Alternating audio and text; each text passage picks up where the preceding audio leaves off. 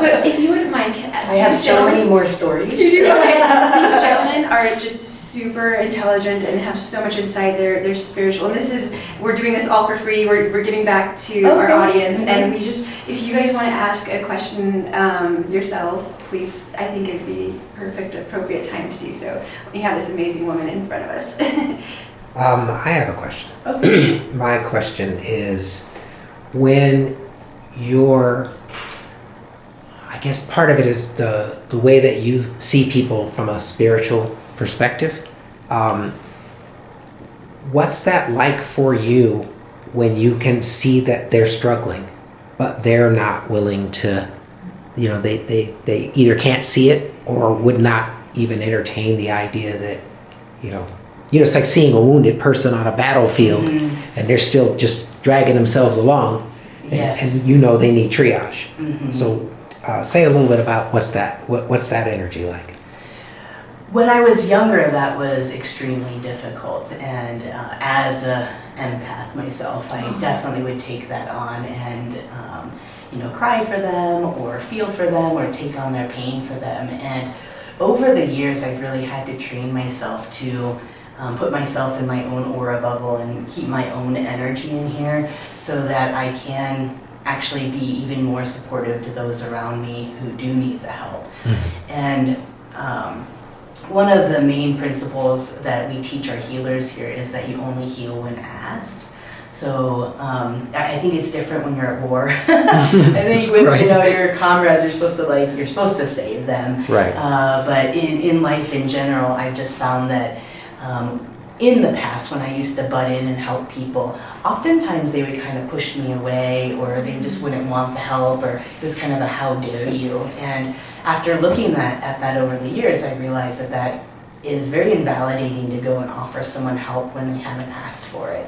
Because essentially I'm saying, I know better than you, I'm somehow better than you, and you're small and broken, and let me take care of you. And it can be very invalidating. And so what I found in my years of healing and trial and error and doing it wrong for a long time is that when I approach a person who wants a healing, when they do want a healing, I like to see them as big and capable and strong and just as amazing as I am, and I hold them in that light. And through that, they oftentimes get an even more powerful healing in that process. So unfortunately, or fortunately, I've really trained myself to, just really let people be in their process and be in their struggle, because sometimes they're just getting something out of it. Mm-hmm. Mm-hmm. Yeah, although sometimes it is painful to watch. Yeah. Mm-hmm. Thank you. Lots of deep breaths.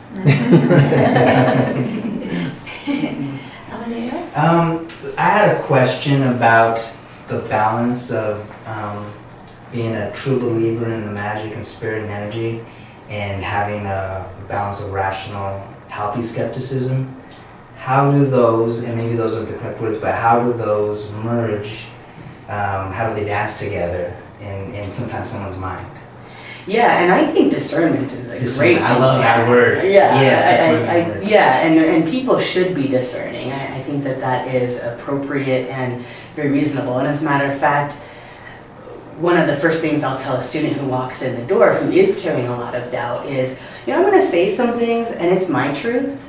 It's your job to decide what I say, if it's your truth or not. And if it's not, just toss it out the window. If you don't want that as your truth, that's totally fine. And I think that that's where those two can blend, in that the name of the game is about you finding your truth, your answers, your inner guidance, your inner voice.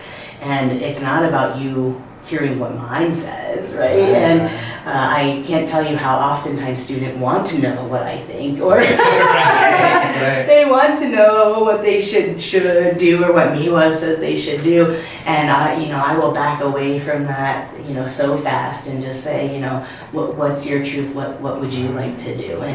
And even if they do run into pickle, right? Mm-hmm. That's a learning experience. Yeah. They're getting something out of it. I mean, I still run into pickles too, even though I feel like I've become pretty good at seeing what's going to play out if I take either option, but I have blind spots too, right? And from that, I've also learned greatly, which, right. So discernment is good. Yes.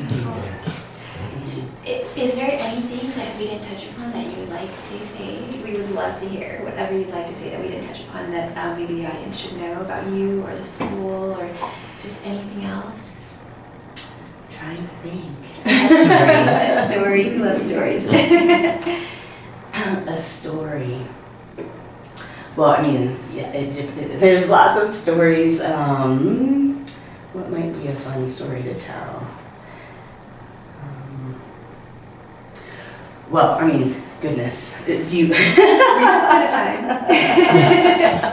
Well, are there any types of things you might be interested in?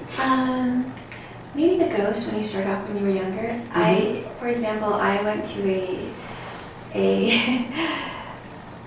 it was no Montessori school, let's say that. It was just a daycare, and Mm-hmm. it was in an old building, and I believe that there was a Indian graveyard below us Mm-hmm. and down the street, and we found that out later. But like with the with the record player, so I'm dating myself, with the record player not being plugged in, it would just start and play, like little things like that, and we all knew something was there. It was nothing like where we were scared, but it would startle us, like, what is going on? And so being in that, as a small young girl and experiencing this, and other people were there too, thankfully, the teachers would kind of like diffuse the situation a little bit, but I do remember those things, and it was very interesting, but I did get a little scared. I mean, how could I not? So as far as like the entities around us, are they trying to do good things? I'm assuming our friends and family, they want the best for us, but like, it's scary. Sometimes, like sometimes I hear these little toys go off in my place, and I'm like, do I speak back to them? Like, what do I say? So I'm like, hi, thank you so much for saying, like, you're here. Okay, thank you. Mm-hmm. I guess I wish I had more correspondence from my own right. So do you have any stories on that end? I'll first start just by stating my truth around the entities and spirits without bodies. And the way I see it, we as human beings, human bodies, we give those without bodies way too much power. Oh, interesting. Being a person that sees entities all the time, they're a dime a dozen. I love that you just said that. They're everywhere, Yes. right? And I mean, they're everywhere. And the biggest thing that I've observed with these entities is that they're not really good or bad, or they're kind of like normal people, right? You said, oh, I know my family ancestors want the best for me. I know your family does too. And maybe sometimes they try to help you or do things for you, and then it's like it goes in the wrong direction. Absolutely. Right? So same thing with these entities on the other side. There's no good, no bad. Very, very, very, very seldom have I actually seen an entity where it's like, oh, yeah, maybe they have some malicious intent, and that's probably like 0.0001% of the time. Awesome. Like I think I've met 3. Wow. But the rest of the entities, they're just stuck. Kind of like the rest of us, we have our stuck points, right? And they're just stuck. And when people get into fear about them, or oh my God, they're so much more powerful than us because they don't have a body, I'm kind of over here kind of snickering because I'm like, okay, if they're that powerful and that amazing, that much better than us, then why are they here? Yeah, exactly. Good point. Oh, I love that. Why are they here? Yeah. You get what I'm saying? Yes. Yeah. And so they actually need something from us. They want Or something from communicate us. something. They need healing or communication, or sometimes they want to, maybe channel through us or have certain experiences through us, or the gamut is very big with regards to what they need from us, but they do need something from us. And so then when you start to look at it that way, oh, maybe we have more power. Oh, maybe we shouldn't be so afraid of them. And instead of quaking in our boots, we could say, hey, what do you need? Do you need something? show You me. need some help? You need some support over there? I love that. That's Yeah. really cool. That really definitely brings it all in. And you're right. Why are they here then? I like that you said that. That makes total sense. Yeah. Very cool. Thank you. But I have met a few that are pretty awesome Yeah. where they can manifest. And Oh my one of my gosh. favorite stories, and So we've all heard the story of Jesus, right? Where he dies and then he resurrects. And so oftentimes I'll take religious texts and I will look at them more on a psychic, energetic level, and I'll take all the dogma away and say, well, what was this avatar, Jesus, Buddha, Krishna, what were they really teaching us? You know, and I oftentimes love that phrase, this you shall do and more. They were really coming here to say, hey, you're capable of this and you'll probably surpass me, right? And so Jesus, what was that about when he died and he resurrected? His body died and he was able to come back in spirit form, and he was able to astrally project himself so well that it looked like he was really there, right? And so that is how he was reborn, right? And I have actually met a few beings that have been able to do that. And one of my favorite stories is I was a very young psychic. I think I was like 21, 22, and I went to go check out Mount Shasta because I wanted to go talk to the aliens. I love this. Lots of aliens. I'm sorry. Like 21, I'm going to go see the aliens. So not that we don't have plenty here too, actually. Is what I discovered later. But I was there and they had this hot springs that was kind of up in the mountains a little bit. And I went to the hot springs, I got out of my car, and this young gentleman who looked kind of like a Native American, he didn't have a shirt on, he kind of had like cargo pants on, came and he had a little bit of like a Native American kind of accent to him.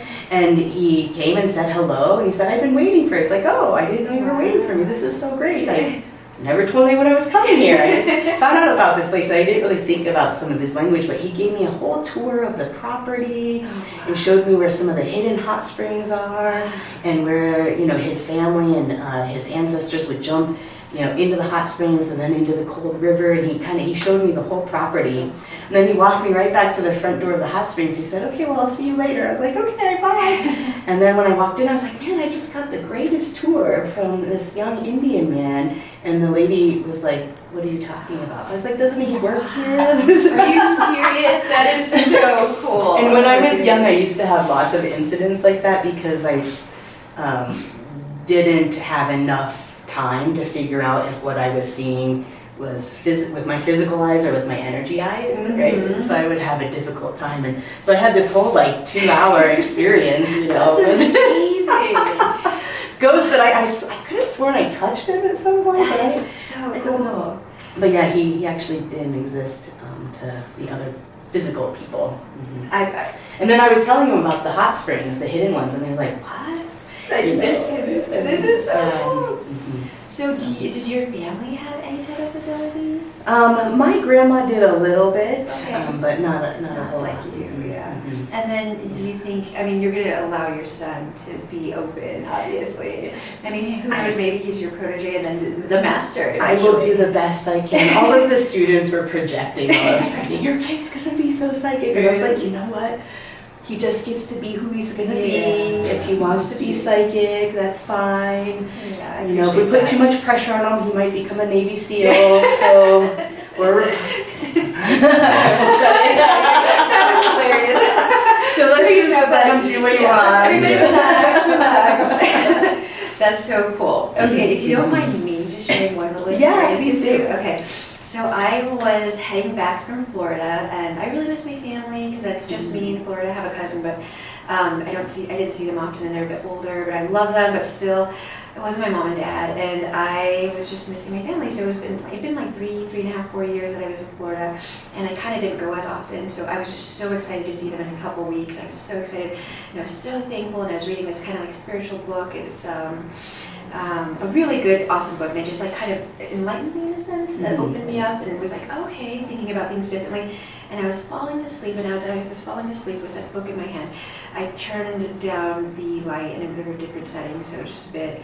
And I was like falling asleep, and I think I fell asleep, and all of a sudden, all of this liquid came over me and through me and in me, and I just kept coming, and I just was like, I died, but it's so amazing. So I thought I died for a moment because I just kept feeling this liquid come through me, and I was like, and at the time I was just so thankful, you know, I was just thankful about like my parents and family, and I just kept coming, and then I just saw my sweet little puppies. Like, I kind of opened one eye and saw her little tummy like go up and down, and I was like, I'm alive. Like, I was like, oh my gosh, and the room is still here, but it still kept coming. So I was like, what? And so eventually I just like drifted off to sleep with all of this magnificence coming through me. And the next day I called my girlfriend in India, because she's like giving her life to like ashrams and just praying. And I never really talked to her, but I like messaged her through social media, and just I'm so amazed by her journey. She came from here and went to there, like, wow, she's phenomenal. And I asked her, I mean, she's the only person I could really tell. You know, my parents are Catholic and Christian, mom and dad, and so I just didn't feel comfortable telling anybody. I was so excited that it was alive and that this happened. And she's like, this is what possibly like Buddha and Jesus and other sages, if you will. I don't know if that's the term she used, but feel all the time. And you got to feel it for a split second in time. And I was like, I want to feel it again. And she's like, you will. You'll feel it in little spots throughout time, maybe more in the next couple of weeks, but it'll come and go, but you probably won't feel it much thereafter. So I did. Like, one day I was like washing my hands and I felt it, and I was like, oh, wow. But this was like 3 weeks later in my office, and I was like, oh my gosh, that was amazing. And little by little, I mean, I felt like a little tingle, and I'm like, ah. But it's nothing like that moment. And I just don't know, maybe because I was like reading that spiritual book, and like the gratitude in my heart, and the true pure love that I had for my parents and my family, to go back and see them in Colorado, and I knew I was going to have so much fun. And my sweet little dog. I don't know. I mean, I don't know what that is. You don't have to explain it, but that was just a moment that like gave me an awakening and allowed me to be like, what else is there in life? Like, this is not amazing. I just never looked at this spiritual aspect of life. And then I had that moment. Yeah, well, there's that time where when you're either drifting off to sleep or waking up, that I think that the veil thins between the two worlds, between physical world and spiritual world. And so, you know, you kind of were in that place where you're able to, you know, cross the bridge of heaven and earth. And, you know, you were experiencing that. Do you mind if I tell you? Please. It looks like you actually connected with, you know, God or the Supreme Being. So amazing. Yeah. Was it, yeah, like a kind of golden flow? Yes, it was a golden flow. Mm-hmm. It was almost like I couldn't, my eyes were shut, but I could feel it and see it. And it was just kept coming, like overflowing. Like, it's almost like when you ask while you're praying, like the Catholic prayer, like, please fill me with your Holy Spirit. It's almost like that's what happened if I were so much more Catholic, but I drifted away from that and more in the spiritual realm. And I feel like that was like, it was, if I were in that moment of being Catholic, that's what it would have been like, but it was something totally different. It was something so much more, or if I could equate it to that. Yeah. Well, I mean, what they have, the Father, the Son, the Holy Spirit. Yes, right? yes. And you know, oftentimes, you know, the Father, we relate that to God, or here we talk about that in the form of the Supreme Being, which is the entity that's, you know, looking out for everyone's best interest and is on everyone's side, and omniscient, omnipotent, you know, kind of everywhere.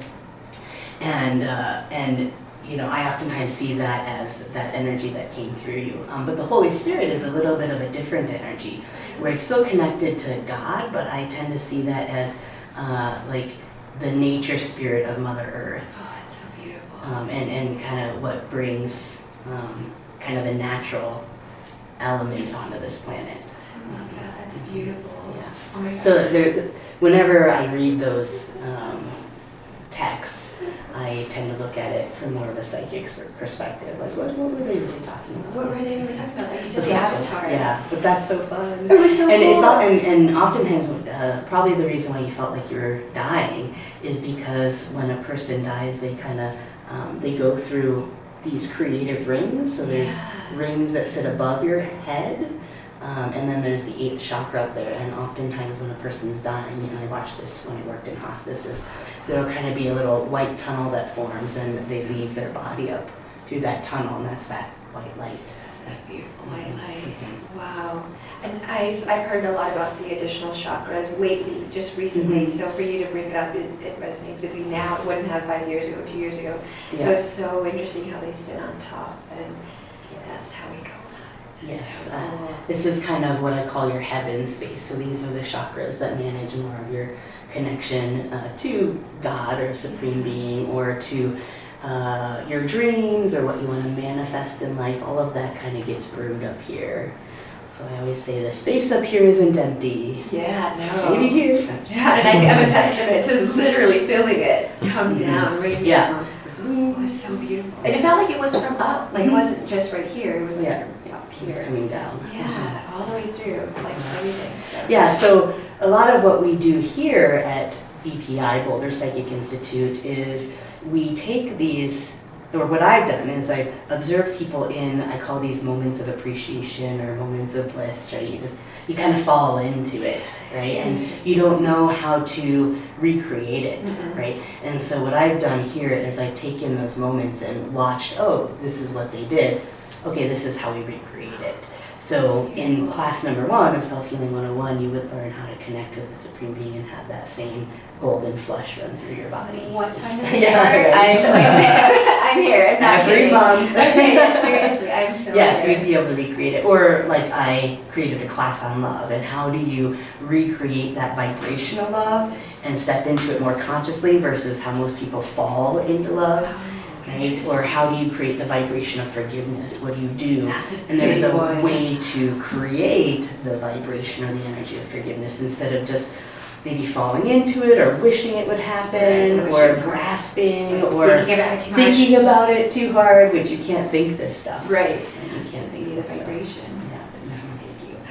This was amazing. Yay. Oh my gosh, thank you so much. You're so Thank you so much. welcome. I'm so thankful for you. Oh my goodness. Yay. Oh, that was wonderful. I really appreciate it. So I'm coming back. Yay. Yes, I'm a part. I'm going to be a part.